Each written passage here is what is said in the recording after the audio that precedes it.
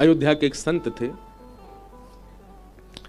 उनका एक नियम था, बहुत ध्यान से सुनिएगा, कि वो प्रत्यक्ष अपने ठाकुर जी की सेवा तो करते ही थे, परंतु उसके अलावा अयोध्या के छोटे छोटे बालकों को ले आते और छोटे छोटे बालकों को पीरी धोती पहना करके, बढ़िया पटका पहना के, इत्र आदि लगा के और पत्रावली का श्रृंगार करके, इसके लिए क्षमा करना, कभी कभी ना कोई बहुत ज्यादा सुंदर होता है ना तो उसको ढिटोना रख दिया जाता है। ऐसे जब ठाकुर जी को लगा, साईं को लगी आंगन में कथा होगी, बहुत जोर की होगी, इतना सुंदर मंच बनो है, ऐसे सुंदर सब संगीतकार बैठे हैं, वृंदावन के सर्वश्रेष्ठ आचार्य ब्राह्मणों के साथ बैठ करके भागवत जी का पाठ कर रहे हैं, और जे लाला कथा सुना रहा है, तूने एक ढिटोना तो लगाओ, उसको गले में लगाई दियो है, नजर नहीं लगे पूरे उत्सव को। तो मैं क्या बता रहा था, एक संत थे अयोध्या में, वो अपने ठाकुर जी की सेवा करते थे, लेकिन उनका नियम था कि छोटे छोटे बालकों को ले आते और एक बालक को राम जी का रूप बना देते, सुंदर पत्रावली, खूब सुंदर पोशाक पहना देते, पटका उड़ा देते, गले में माला पहना देते और मुकुट पहना के धनुष बाण देख करके, भावना रखते ही नहीं थे कि ये कोई बालक है, प्रत्यक्ष धनुष बाण धारण करते ही इसी भावना से प्रणाम करते, मेरे राघव जी, मेरे राम जी। और फिर नन्ही सी एक बालिका को चुनरी उड़ाते, उसको बढ़िया सुंदर श्रृंगार करके और तैयार करके और नथनी नथ बेसर आदि पहना करके तुरंत यही भावना रखते कि ये श्री जी हैं, हमारी जानकी जी हैं, किशोरी जी। स्वरूप सरकार प्रत्यक्ष उनके प्रति वही भाव रखते थे कि ये साक्षात ठाकुर जी। एक दिन बाबा ने बहुत सुंदर झूलो तैयार कियो, झूलो सजायो, झूला, और झूला पे दोनों स्वरूप सरकार बैठाई दिए और बैठाए करके उन्हें झुलाने लगे। अच्छा, एक हाथ से झुलाते जाएं, पद गाते जाएं, और कछु रसिक जन और उनको बैठा देते कि इनको देखते रहो, निहारते रहो, साक्षात सिया राम जी हैं, यही भावना रखी हो। और बीच बीच में दौड़ के जाते, रसोई में कछु सामग्री बनाने लग जाते। अब स्वरूप सरकार थक जाएंगे तो कुछ पवाऊंगा उन्हें। लेकिन आज झूला झुलावे में उनको इतना सुख मिलो, इतना सुख मिलो, इतना सुख मिलो कि समय से अधिक समय है गयो, आधा घंटा 1 घंटा झूला झुलाना हो, आज झुलाते ही जा रहे हैं, इतना आनंद आ रहा हो कि झूलते रहो ठाकुर जी। झूलते झूलते जो बेचारे स्वरूप सरकार है वो थक गए। अब जानकी जी जो ही कहीं किशोरी जी, वे तो बड़ी भोरी भारी बेचारी थक गई, फिर भी बैठी। लेकिन राम जी जो बने थे लाला, वो बड़े चंचल। उन्होंने कि बाबा रोक दो, अब थक गए हम। बोले नहीं नहीं, बैठे रहो, बढ़िया लग रहे हो दोनों, और मुंह को देखने में बहुत सुख मिल रहा, झूलते रहो। झुलाते गए। थोड़ी देर में वो राम जी जो थे बेचारे खींच गए। तुम रोक रहे हो कि नहीं रोक रहे? बोले मैं ना रोक रहा हूं, हम तो झुलाएंगे। और झुलाते झुलाते झुलाते सोई राम जी जो थे वो झूला पे से कूद गए चलते हुए में से। बेचारे ने गिर गिर गए तो उनके नेत्र सजल है गए। राम जी को गोद में पकड़ लो, लेकिन वो बालक इतना खींच गए निकर के गोद में तो भागो, बोले दूर हटो मोते, और जे पकड़ो अपना मुकुट, ये लो अपने धनुष बाण, सबरी सामग्री उतार उतार के फेंक लो, मोह ना बननो। जब स्वरूप सरकार श्रृंगार उतार के इस बात से इनकार करने लगे कि मैं राम नहीं हूं, तो बाबा रोने लगे, चरणन में गिर गए, लिपट गए बालक से। ऐसा मत कहो, ऐसा मत कहो, आपको मेरी सौगंध है, ये बात दोबारा, मेरे मन में भावना आती नहीं है कि आप बालक हो, आप क्यों कह रहे हो? बोले ना मैं राम ना हूं, कल ते मैं नहीं आऊंगा, कोई और बालक ढूंढ लो। चरणन में गिर गए, बोले आप ऐसे मत बोलो, आप ही मेरे राघव हो, आप ही मेरे साक्षात राम हो, आप ही मेरे प्रभु हो, आप ही मेरे इष्ट हो, ऐसा मत कहो। जानकी जी बेचारी चुपचाप झूली रही है, वो सीधी कोई भोले भाले बालक हो मैं कही। लेकिन राम जी नहीं माने, जोर जोर से अपना मोह मिटाने लगे, सबरी पत्रावली छुड़ाने लगे। तो बाबा को बोले नहीं मानोगे? वो नहीं मानूंगा। नहीं मानोगे? नहीं मानूंगा। वो ठीक है मत मानो, मैं कुआं में कूद रहा हूं। तो वहीं पास में कुआं था और बाबा जाके वह कुआं में कूद ही गए, और कुआं में पानी था ही नहीं, थोड़ा कम था, नीचे कूद गए, गिर गए, और नीचे गिर के रोने लगे। बोले तुम मत मानो मेरी बात। ऊपर से वो बालक बेचारे घबरा गए। तो राम जी ऊपर से देखने लगे, अरे बाबा तू कूद काहे गयो, तू ऊपर आ जा, अरे बाबा तेने यूं काहे कियो। जब तक राम जी देख रहे थे तब तक बाबा नहीं मैं नहीं आऊंगा, आप अपनी जिद करो, फेंक दो मुकुट उतार के, धनुष बाण तोड़ दो, बार बार कहो मैं राम नहीं हूं, मैं तो यहीं प्राण त्यागूंगा अपने। इतने में ही झूला झूलते झूलते धीमे हो गए तो जानकी जी उतरी, और जैसे ही जानकी जी दौड़ के आई और उनने जैसे ही कुआं में झांक करके नीचे देखी, बोले बाबा बस बाबा शब्द सुनते ही वो महाराज जी इतने व्याकुल हो गए, बोले अरे जानकी जी आप मत देखो नीचे, ये बहुत गहरा है, या की गहराई बहुत है, आप डर जाओगी, हमारी श्री जी डर जाएंगी, आप मत झांको नीचे, बाबा ऊपर आ जाओ। हाँ मैं आ रहा हूं, तुरंत आ रहा हूं, अभी आ रहा हूं ऊपर, आप नीचे मत झांको। तुरंत बाबा कोई रस्सी वस्सी पकड़ करके ऊपर पहुंच गए और ऊपर जाकर के श्री जानकी जी को हृदय से लगा के खूब रोए। आज मेरे इस कृत्य की वजह से जी राम जी तो इन पर कचू कचू लगे, कन्हैया को असर आ गया है, ज्यादा खींचन लग गए, पर मेरी जानकी जी आप डर तो नहीं गई, आप मत झांके करो नीचे ऐसे, कहीं आपको भय लग गया हो तो, डर लग गया हो तो फिर कैसे करूंगा। दूर बैठे सब अयोध्या के संत जन उनको दंडवत करते, प्रणाम करते, कहते बोले इनकी भावना देखो, ये साक्षात स्वरूप के प्रति ऐसा व्यवहार करते हैं जैसे मानो साक्षात सिया राम जी हैं। सब उनको वंदन करते, सब नमन करते।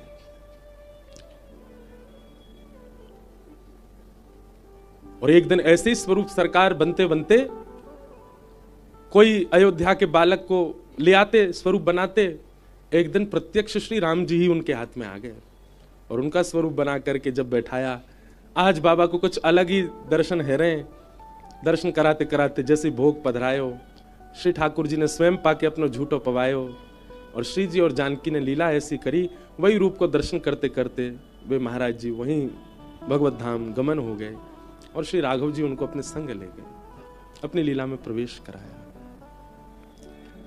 हमारी भावना, हमारे चित्त के भाव कैसे हैं, किसके प्रति बन रहे हैं, वो प्रधान है, उसकी प्रधानता है। तो साईं के आंगन की ये कथा अद्भुत है।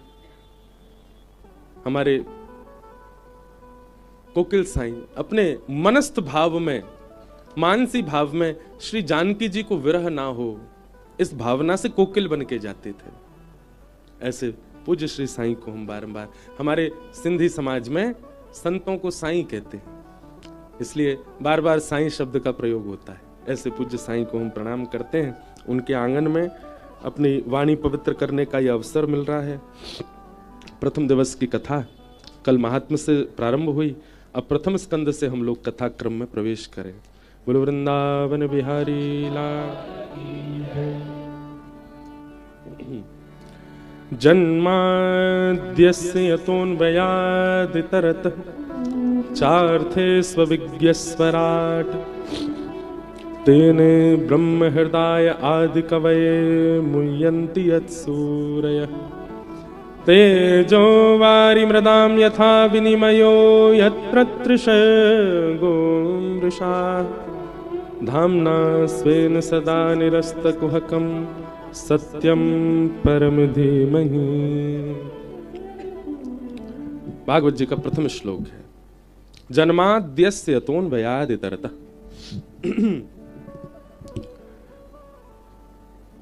अनेक अर्थ हैं इस श्लोक के, पर जन्म लेते ही जो परमात्मा, एक कृष्ण परक अर्थ है, जन्म लेते ही जो परमात्मा जिन मां के यहां जन्म लिया, पिता के यहां जन्म लिया, उन्हें छोड़ अन्वयाद इतरतः दूसरी मैया के पास चले गए। दूसरी मैया कौन? यशोदा मैया। और वहां जाके क्या किया? बोले चार्थे स्वविज्ञ स्वराट। अविज्ञ हैं, अनविज्ञ नहीं है, सब जानते हैं। कितने रूप बदल करके राक्षस आए, पर सबको पहचान गए श्री ठाकुर जी। तेने ब्रह्म हृदय आदि कवये, आदि कवि ब्रह्मा को भी जिन्होंने अपनी लीला के द्वारा ग्वाल बालों का हरण किया था ना ब्रह्मा ने, उनको ठाकुर जी ने अपनी लीला के द्वारा अपने रूप और अपने ऐश्वर्य का भाव समझाया। मुह्यन्ति यत् सूरयः, इंद्र आदि देवताओं को भी गिरिराज आदि धारण करके अपनी लीला पर मोहित किया। तेजो वारि मृदाम यथा विनिमयो, पृथ्वी जल अग्नि वायु आकाश, पंच तत्वों को जिन्होंने अपनी कृष्ण लीला के द्वारा पवित्र किया। हम एक बात कथा में कहा करते हैं कि श्री कृष्ण पर्यावरण मित्र हैं। यदि किसी के चित्त में पर्यावरण संरक्षण की भावना है तो वह भी समझ ले कि कृष्ण उसको उससे भी प्राप्त हो सकते हैं। जिस प्रकार नित्य तिलक लगाना, नित्य कंठी पहनना, नित्य नाम जप करना, एकादशी व्रत करना, तुलसी निष्ठा रखना, ये सारी निष्ठाएं हैं वैष्णवों की। ऐसे पर्यावरण संरक्षण निष्ठा अगर कोई धारण कर ले तो ठाकुर जी उसको उससे भी प्राप्त हो सकते हैं। रज के प्रति, नदियों के प्रति, वृक्षों के प्रति, लता कुंजों के प्रति यदि उनके संरक्षण की भावना उसके चित्त में आ जाए तो श्री ठाकुर जी उससे भी उसको मिल जाएंगे। हमारे गिरिराज जी में श्री गया प्रसाद महाराज जी, पंडित जी महाराज, रज की सेवा में पूरा जीवन व्यतीत किया उन्होंने। सोहनी करते थे और उस सोहनी की कृपा से ही, रज की सेवा की कृपा से ही श्री ठाकुर जी उनको प्राप्त हो गए। स्वामी श्री हरदास जी महाराज सब प्रधान है पर उन सबसे भी ज्यादा कुंज, इसलिए अपने ठाकुर जी को नाम ही धर दिया कुंज बिहारी। कौन? कुंज बिहारी। लता कुंज द्रुम विल्व आदि इन सब के प्रति बड़ी भावना थी उनकी। हमारे श्री, मैं तो कहूं कथान में कि श्री ठाकुर जी को नाम बांके बिहारी तो बाद में हम लोगों ने धर दियो, मूल नाम तो श्री ठाकुर जी को कुंज बिहारी है, जो कुंज में निवास करें, सदा कुंजों में बैठे रहें, ऐसे श्री कुंज बिहारी लाल। तो कुंजों की सेवा से स्वामी श्री हरदास जी को ठाकुर जी प्राप्त हो गए, रज की सेवा से पंडित श्री गया प्रसाद जी महाराज को ठाकुर जी प्राप्त हो गए, यमुना जी की सेवा से रसखान को ठाकुर जी प्राप्त हुए। यमुना जी की खूब सेवा करते, यमुना जी में बैठे रहते। गिरिराज जी की सेवा से, पर्वत की सेवा से अष्ट सखाओं को श्रीनाथ जी प्राप्त हो गए। और केवल इन लोगों को ही प्राप्त नहीं हुए, इन्होंने कुंज निकुंज नदी पर्वत आदि आदि पर्यावरण से प्रेम किया, इनको ठाकुर जी प्राप्त हुए और इन लोगों के आश्रय से हमको प्राप्त हो गए। आज वैष्णव जन इस बात को भूल जाते हैं कि यह कुंज कुंज की सेवा भी एक बहुत बड़ी सेवा है। हमारी माने तो एक परिक्रमा महीना में एक बार ऐसी करे करो, पूरे वृंदावन में केवल इसी दृष्टि से घूमो कि कहीं भी अगर परिक्रमा मार्ग में आपको कुछ ऐसा लगे कि जो नहीं होना चाहिए, शुद्ध नहीं है, अपवित्र वस्तु कुछ पड़ी है, कुछ ऐसा, तो उसी भाव से लगाओ, सब इकट्ठे करो, पूरी मार्जन परिक्रमा करो वृंदावन की। आप विश्वास मानेंगे आपकी मार्जन परिक्रमा से श्री ठाकुर जी और जल्दी प्रसन्न हो जाएंगे। 5 लाख नाम जब से जो कृपा होनी होगी ना, वो एक मार्जन परिक्रमा से हो जाएगी। लेकिन करवे में हमें बड़ो संकोच होएगा, कैसे करें?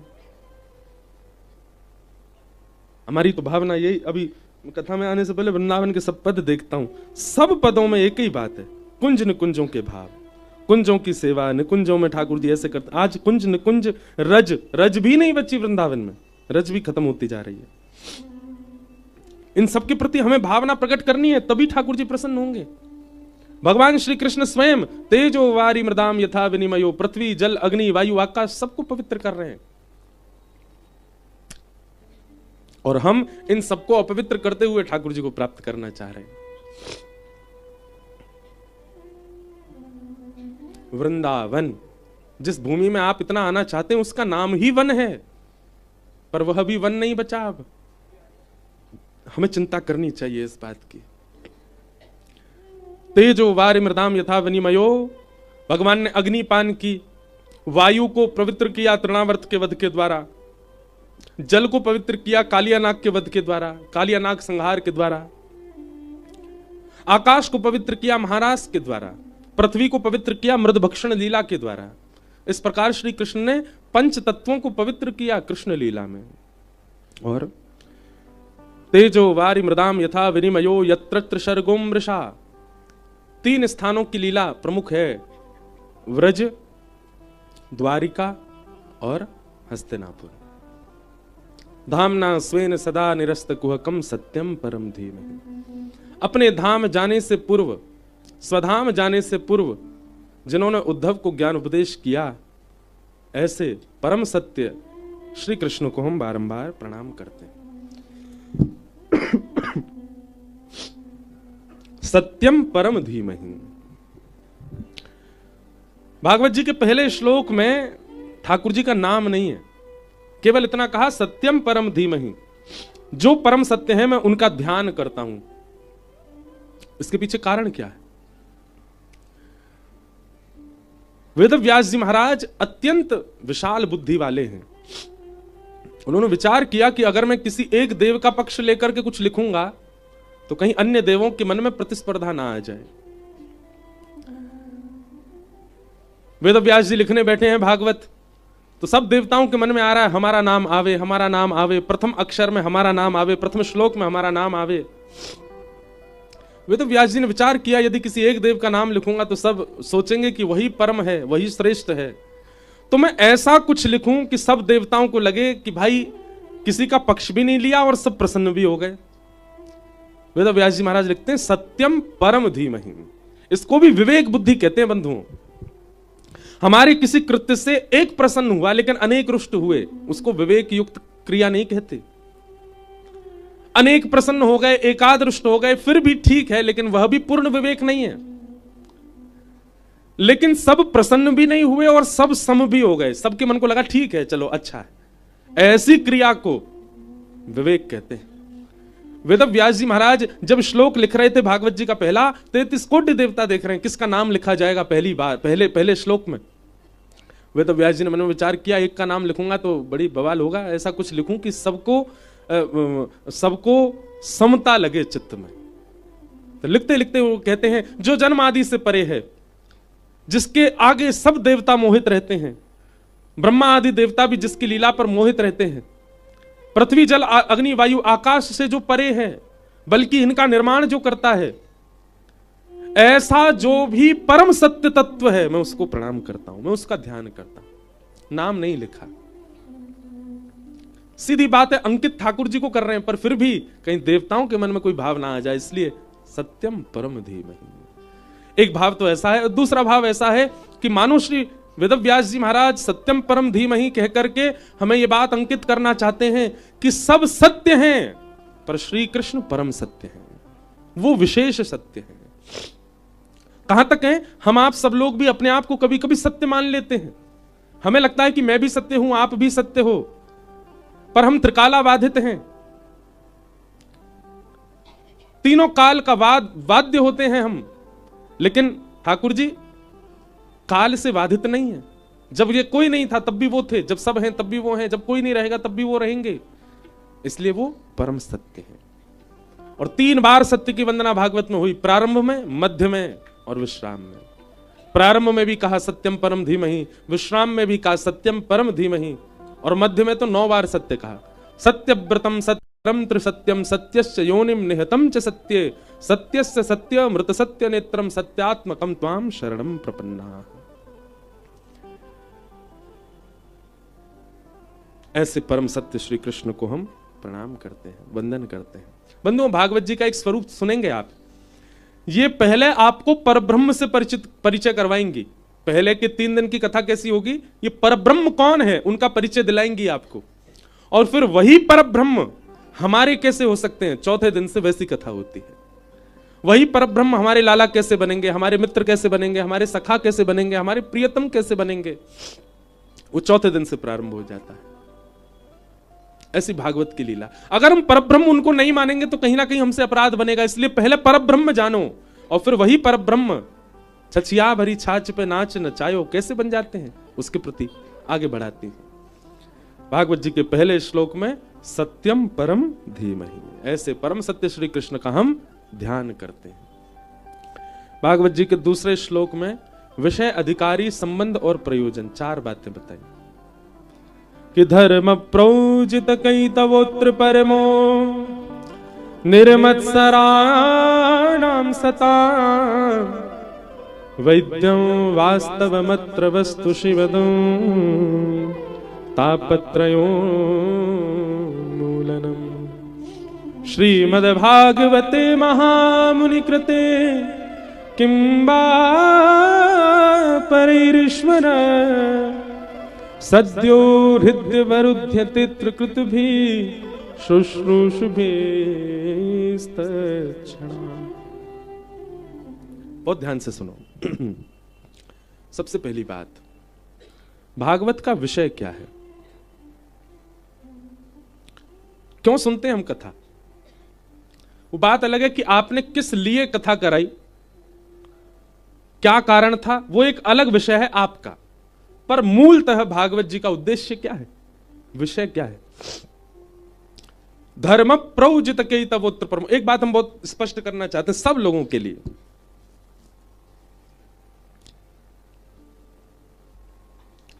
हमारी साईं के सेवा में जो दादी विराजती थी, गत वर्ष उनकी ऐसी इच्छा थी, भावना थी कि जब कभी भी वे भगवत धाम विराजे तो उनके निमित्त कथा हो। और जब हमारे छोटू साईं, सोनू साईं की आज्ञा हुई कि महाराज जी आपको सुनानी है, तो ये आंगन मैंने कही ना, यहाँ के लिए तो हम चाहे कैसे भी करके आते ही हैं। छोटू साईं जी को पता है कि कितनी मगजमारी करी तब जाकर के समय निकाला कि यहाँ कथा हो। आगे पीछे करी कई डेट, उनकी इच्छा से कथा हो रही है। पर हम एक बात बहुत स्पष्ट करना चाहते हैं कि कथा कराने के बाद ही पितृ शांति होती है, ऐसी बात नहीं है। कथा कराने की इच्छा जब प्रारंभ हो जाए चित्त में, एक परिवार सोच करके मन में यह भावना रखने लगे कि अब हमें कथा करानी है, सब लोग इधर देखो, मन में इच्छा प्रकट हो जाए कि हमें कथा करानी है, उसी समय समझ लीजिए कि पितृ मुक्त हो गए हैं, तभी इच्छा प्रकट हो रही है। कथा कराने के बाद वो धुंधुकारी का विषय अलग है, तो महाप्रेत बन चुका है। परंतु वास्तव में यह है कि हमारी कथा सुनने की इच्छा प्रकट हो रही है, कथा में बैठने की इच्छा प्रकट हो रही है, कथा कराने की इच्छा प्रकट हो रही है, कथा में जाने की इच्छा प्रकट हो रही है, सप्ताह क्रम से कथा सुनने की इच्छा, यह तभी प्रकट हो सकती है जब हमारे पितृ मुक्त हों। कहीं ना कहीं जिनमें दोष विद्यमान है, अब वो तो पितृ दोष कैसे कैसे होंगे पता नहीं, पर यह भी एक पितृ दोष है कि आपका कथा में जाने का मन ही नहीं कर रहा, आपकी कथा सुनने की इच्छा ही नहीं होती, सत्संग श्रवण की इच्छा मन में प्रकट नहीं होती। ये कोई पितृ दोष से कम है? कौन रोक रहा है आपको कथा में जाने से? तो सद्यो हृदय वरुद्ध तेत्रकृत भी शुश्रूष भिस्तक्षणात्, सुनने के बाद क्या होगा वो तो बहुत आगे की बात है। सुनने की इच्छा मात्र से हरिश्चित्तम समाचरित, कृष्ण चित्त में प्रकट हो जाते। तो ऐसी कथा जिनके प्रारंभ होते ही मन में भाव आया कि हमें कथा करानी, उसी समय पितृ मुक्त हो जाते, मुक्त हो गए इसीलिए आ रही है भावना। तो ये बात है। तो आपका कारण कुछ भी रहा हो कथा कराने का, पर भागवत जी का विषय क्या है? धर्म प्रौजत के तवोत्र परमो, हमारे चित्त में परम धर्म का उद्दीपन होना, प्रकट होना। परम धर्म का मतलब क्या है? धर्म और परम धर्म दो बातें हैं। जहां व्यक्ति देहाभिमान होकर के देह की सुख सुविधा और देह के लिए कृत्य करता है, वो सब धर्म है। लेकिन जहां व्यक्ति अपने आत्म कल्याण की भावना रखता है, देह की परवाह नहीं करता, आत्म कल्याण की भावना रखता है, वही परम धर्म है। हमारे वृंदावन में संत जनों को, रसिक जनों को देखो, अगर देह प्रधान हो तो सुंदर बन के रहें सब, पर देह प्रधान नहीं है तो यहां चंदन लगा लें, यहां चंदन लगा लें, नाक पे लगा लें, आंखन के ऊपर लगा लें, यहां लगा लें। हमारे हरिदास जी तो पूरे मुंह पे चंदन लगा घूमे, और क्या कहते हैं, ब्रजरज लगा के घूमे। वो बात अलग है, किसी किसी का दिखावे का भी होता है, बड़ा समझना बहुत मुश्किल है आजकल संसार को। पर मूल बात क्या है? वो ऐसे हाउ बिलाऊ से बन के काय को डोल रहे हैं। उनका देह किसी संसार के व्यक्ति को प्रसन्न करना नहीं है। उनका उद्देश्य क्या है? बिहारी जी पूरे दिन ऐसे खड़े रहे चुपचाप, कोई जींस पहन के आया हो, कोई बढ़िया अचकन पहन के आया हो, कोई बढ़िया, हम पूरे मुंह पे चंदन थोड़ा लगा के जाएंगे, हमारे हाउ बिलाऊ से चेहरा को देख के लाला नेक मुस्कुरा जाएगा, वो देख कैसे बन के आए हो, हमें देख के लाला नेक प्रसन्न हो जाएगा। वहां पर यह भी उद्देश्य नहीं है कि ब्रजरज लगाने से, अंग पर लिपटने से हमारी मुक्ति हो, सदगति हो। ये सदगति रखना अपनी, यह भी एक प्रकार से वृंदावन रीति वालों की बात हो रही है। वृंदावन रहने वाले तो यह भावना ना रखें कि हमारी सदगति है जाए, वो इतना भी नहीं मांगते ठाकुर जी से, तुम राजी रहो, बस आप राजी रहो, हे नाथ आप प्रसन्न रहो, बस मुस्कुराते रहो, प्रसन्न हासारुण लो चलो लसत। अपनी कोई कामना नहीं है ब्रज के उपासकों को।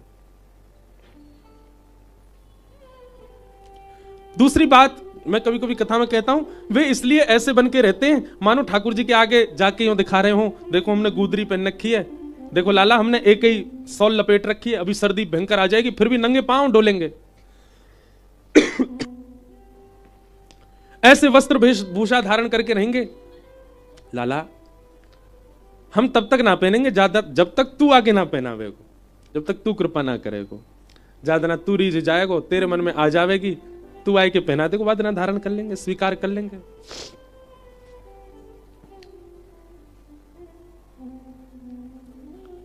जहां पर देह के कल्याण की बात ना हो, आत्म कल्याण की भावना उत्पन्न होती है, उसी को परम धर्म कहते हैं।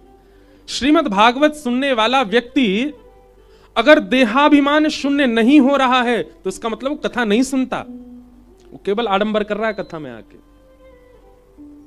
उसको अपने देह का किंचित अभिमान नहीं होगा। हां, इतना तो रखे कि स्वस्थ बना रहे, स्वस्थ रहे।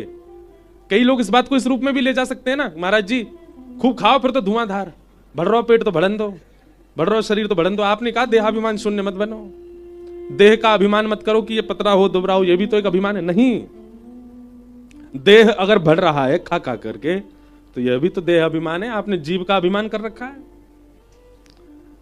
स्वस्थ रहो, पर देह के प्रति ज्यादा व्यवस्थाएं ना रखना, यह एक प्रकार का देहाभिमान शून्य।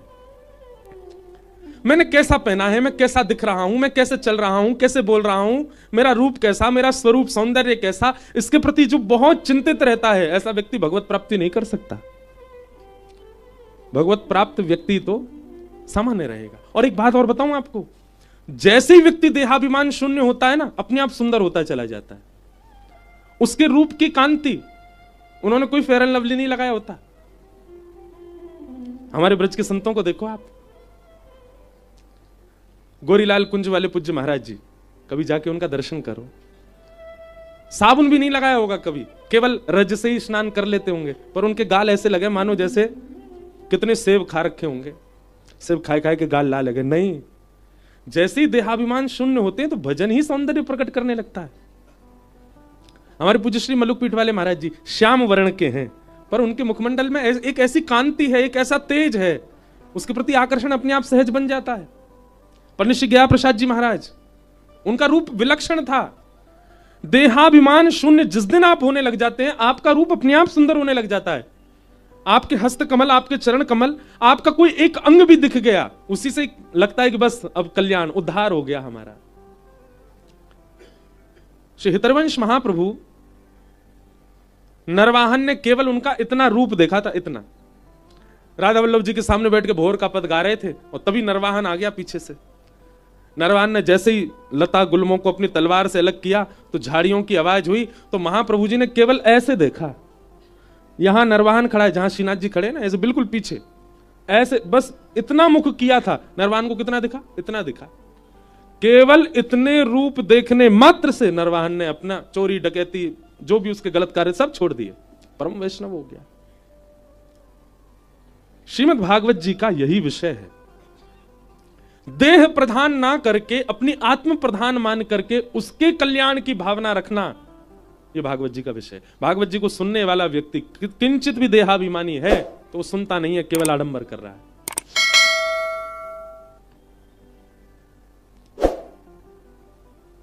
भागवत जी का विषय क्या है?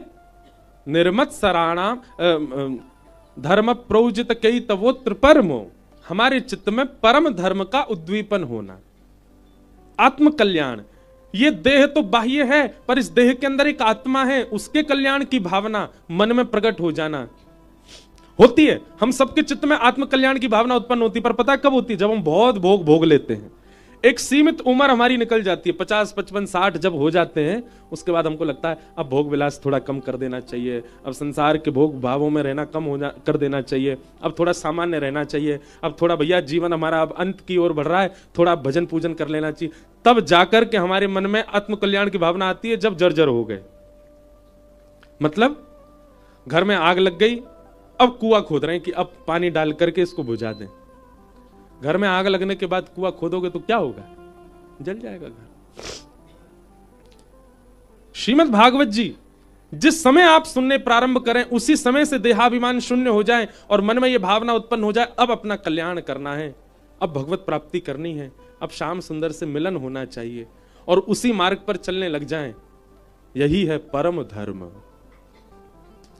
भागवत जी का विषय। इसी उद्देश्य से भागवत की कथा सुनी जाती है कि हमारे अंदर आत्म कल्याण की भावना उत्पन्न हो। कथा सुनने पर वह भी सुनने कैसे, कुर्सी पे बैठ के, जो बैठे वो बुरा नहीं मानना। ये भी एक देहाभिमान है। अच्छा, कोई तन में दिक्कत है तो बात अलग है, पर कोई तकलीफ नहीं है, बढ़िया है सब मामला, हड्डी वड्डी सब बिल्कुल मजबूत है, फिर ऊपर बैठे हैं। कैसे बनोगे देहाभिमान शून्य?